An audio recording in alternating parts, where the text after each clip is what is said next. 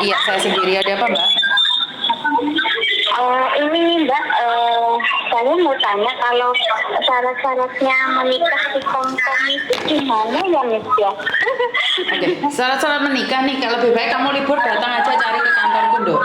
Kapan kamu libur?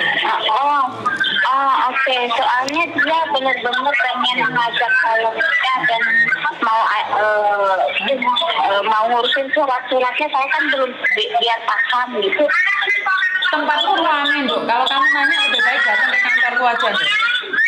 Oke. Soalnya aku Di nggak mana dengar sama sekali. alamatnya? Missnya di mana alamatnya, maaf ya? Nggak apa-apa, kamu cari di YouTube. Nah, kantor saya di Kuntong, sayang. Saya ada di Kuntong. Oke. Terima kasih ya Miss ya. Oh, yuk. Yang penting bukan hari Jumat ke sini ya. Oke, thank you. Oke, terima kasih. Oke, saya tahu kalian hari Minggu itu libur di luar sana, tapi kalau kalian ada keperluan sama saya lebih baik datang ke kantor saya. Saya sengaja nih buat kantor curhatan, buat studio. Kayak kantor itu kayaknya wongget. Jadi aku lebih baik ngomong studio curhatan. Jadi saya mendirikan studio curhatan ini buat kalian semua yang apa ya? Yang pingin ngobrol sama Miss Yuni secara langsung. Jadi di sini tempatnya lebih nyaman, lebih terbuka. Kalau kalian takut hari Minggu karena terlalu banyak orang, ya kalian datang hari biasa. Kalau enggak ya baitoy lewat telepon. Waduh, sampai baitoy misi. Ya saya sendiri juga heran. Bukan cuma kalian heran, saya juga heran. Ini aja satu hari ini ada 100 orang lebih datang keluar. Jadi ini bagi saya pribadi adalah suatu kepercayaan di mana kalian percaya sama saya dan saya ada satu tempat kita bisa ngobrol bareng, kita bisa bermain bareng, kita bisa bercanda bareng di tempat yang kecil ini. Tahu sendiri Mbak, sekali lagi di Hong Kong tempat kecil itu paling murah 10.000 sampai 15.000. Jadi dengan fasilitas yang ada, padahal gedungnya nggak ada apa-apanya sekali Mbak, melos gak ada apa-apa nih. Tapi yuk mau regane larang eram. Jadi kalau kalian nih butuh berbicara dengan saya, lebih baik datang langsung ke kantor saya, ngobrol langsung sama saya, kita berbicara langsung.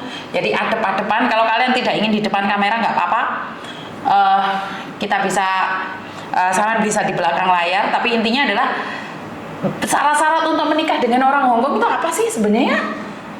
Nggak ada syaratnya ya Mbak ya. Kamu harus punya cowoknya dulu dan siap menikah, dan kamu pastinya harus ada KK, KTP, akte lahir. Tapi untuk menikahnya sendiri itu nggak ada syaratnya ya, cuman paspormu atau KTP-mu dan KTP-nya si laki dan alamat, itu aja sih, nggak ada. Tapi jika kamu di KUPAE, waktu kamu apply jadi pembantu itu udah harus diperhatikan. Apakah kamu single, apakah kamu married? Jadi seringkali terjadi tidak bisa menikah di Hong Kong itu karena ada status menikah. Sama agensi itu pertama kali ke Hong Kong kalian tuh statusnya menikah.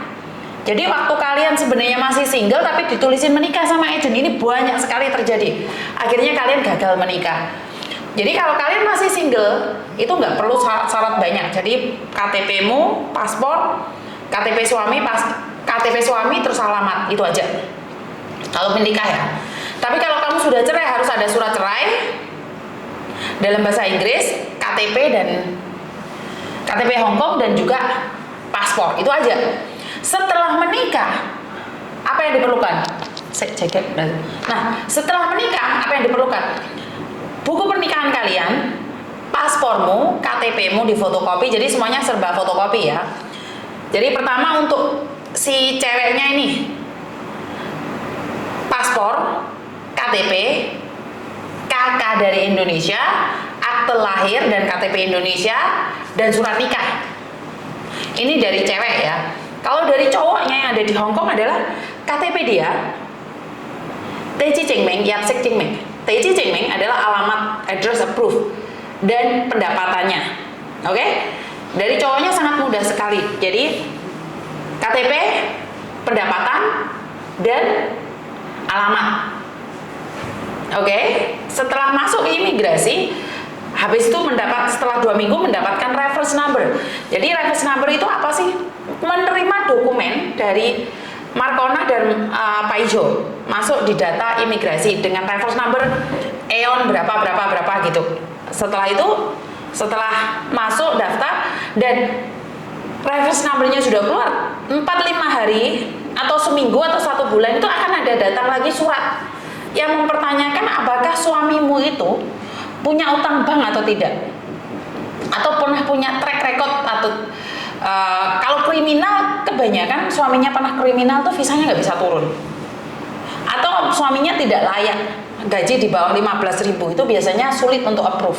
Nah, saat ditanyakan apakah punya utang bank atau tidak, mereka akan direkomendasikan ke TST untuk membuktikan bahwa mereka tidak punya utang bank atau tidak pernah bermasalah dengan keuangan di Hong Kong. Setelah itu, ada kemungkinan pihak imigrasi itu akan datang ke rumah cowoknya itu. Mereka akan menyelidiki apakah ini pernikahan asli atau pernikahan palsu. Karena ada beberapa pernikahan itu palsu. Karena itu benar menikah sama enggak atau pernikahan palsu itu hanya imigrasi yang bisa menentukan. Setelah, kalau kalian kurang beruntung dicek, maka itu akan terjadi. Tapi kalau kalian beruntung tidak dicek, ya nggak apa-apa, visanya turun. Setelah visamu turun, visamu diambil, terus buat appointment, baru buat KTP Hong Kong.